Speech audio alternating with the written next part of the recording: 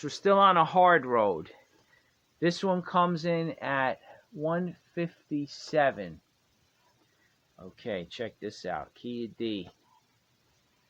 10th fret. Jimmy plays. Alright, we'll try it again. Here we go.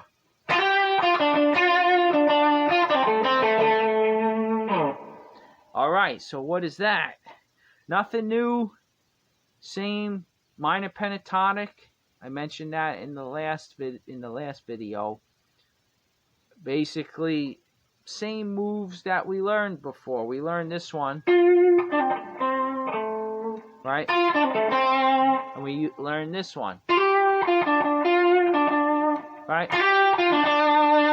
That's lick number 1. There it is. Okay? But now he's playing it a little different, where he goes minor 3rd, hammer on to the 4th, back minor 3rd to the root twice. That's the lick number 1. Then he comes back to the minor 3rd, back to the root twice. And when you hit that minor 3rd a second time, you really add a little juice to that one. Some nice vibrato is good.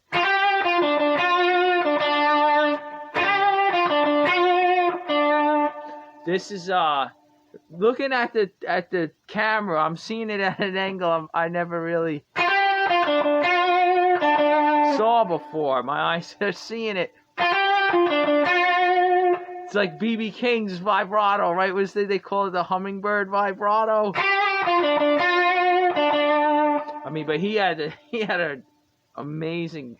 I mean, it's B.B. King, right?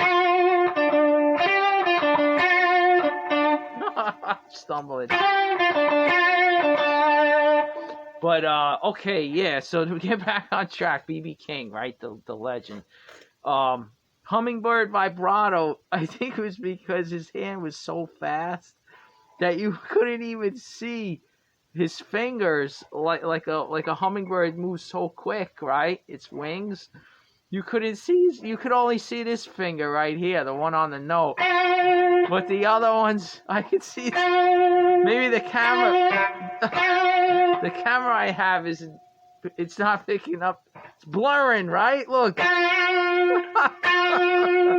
Alright, I'm no B.B. King, but anyway. Oh, you gotta laugh. Alright. Okay, now the second half of the lick, right? Let's get done with this, right? Second half of the lick is minor 3rd, root, pull off to the flat 7, to the 5th, back to the flat 7, 5th, 5th, twice.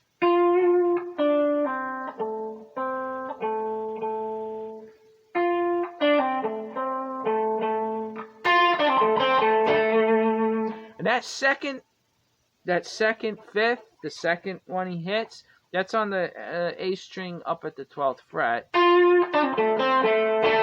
That one is on a downstroke, the second one.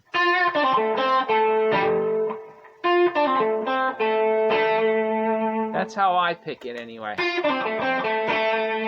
Because it's coming right in on the 5.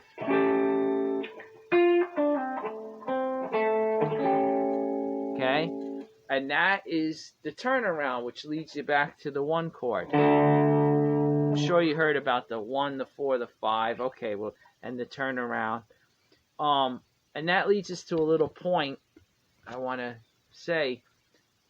We've been exploring JD's bread and butter, I titled it, because he uses it all the time. This one, right? Okay? In all these examples that I've done so far, it utilizes that somewhere in there or close to it, right? And I'm trying to really ingrain that idea. So you heard it in all these examples. The more you practice something, the better you get it under your skin, right? You get it in your heart. You know it like the back of your hand, right? And it just comes out naturally. Okay, now, the point is, that's the first lick I chose because he plays it all the time. Right? Now this one comes in what's called a turnaround. Okay, now I have a whole other section that, think of that as like a little preview. It's JD's bread and butter, but it's also, you could categorize it as a turnaround. I have a whole other section on turnarounds, JD's turnarounds, where he plays, under the 5 chord, leading it back. He's got a ton of cool turnarounds that we're going to look at. But that's coming down the road. A little, what's that called? A little foresight, right? A little preview, okay? So we only got a few more, 5 or I think maybe three or 4 of JD's bread and butter. All right, so let's continue, and we'll get through the last few of these, because I'm sure you're kind of itching to get another a new lick, a new idea. Okay, and we'll start exploring that. But eventually we will come to JD's turnarounds, which is, there's a lot of them, folks. There's a lot. I think I got probably more than 100. But they are very similar, and it's just one is so similar to the other. Once you get a handful of them down, you'll start knowing them without even thinking. There are parts of this with that. I'm sure we got, like I just said, a lot of this in there.